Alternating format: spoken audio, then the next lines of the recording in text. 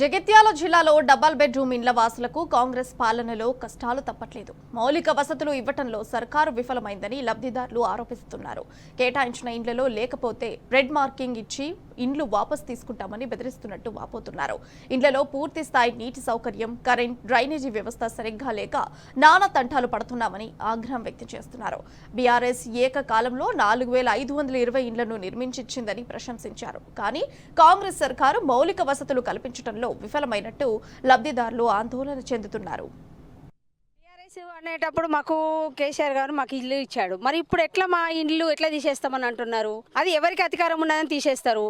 మాకు ఇక్కడ ఎక్కడ అవకాశం లేనప్పుడు మేము ఎట్లా రావాలి? ఇక్కడ మాకు ఒకటి లైట్లు లేవు, మాకు ఇక్కడ చీకటి, మళ్ళీ రావడానికి ఏమి అవకాశం కూడా లేకుంటున్నది. మోర్లు గట్టెలు రానేటివి కూడా గట్టెలు చక్కగా లేవు.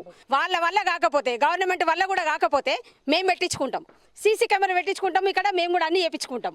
మాకు ఇంటికి ₹1,00,000 మాకు కావాలి. తొందరనే మేము కంప్లీట్ చేస్తాం, వర్క్ చేస్తామన్నారు. ఆనాటి నుండి ఈనాటి వరకు కూడా మళ్ళీ ఈ మున్సిపల్ వ్యవస్థ అనేది ఇక్కడ అడుగుపెట్టలే. మళ్ళీ రావాలి అంటున్నారు. సార్ కూడా అంటున్నారు రావాలి వస్తున్నారు. వస్తే తర్వాత ఈ డ్రైనేజ్ ప్రాబ్లం ఇట్లా పెట్టుకొని కరెంట్ లేక వాళ్ళు పిల్లలతోనే ఉంటారు. వాళ్ళు ఏ రకంగా మరి ఇక్కడ బతకగలుగుతారు? हेलो, ये चीज मीटरां के वास्ते हमला अप्लाई कराए, नहीं आया। फिर सबके आगे हमारे नहीं आया, फिर रिग्वेल करा बोल तो भी फिर से कराए हमें, मगर नहीं आया। फिर कई के वास्ते नहीं आया, फिर करंट नहीं है, सो कैसा रहते इसमें? और क्या बोलते इसमें लाइटा भी नहीं है। अब लाइटा नहीं से बच्चे कैसा रहते, कैसा करते? फिर दिया से फिर ले लेते, बोलते डबल बेडरूम कैसा होता है? ऐसा रहे तो इसमें लाइटा होना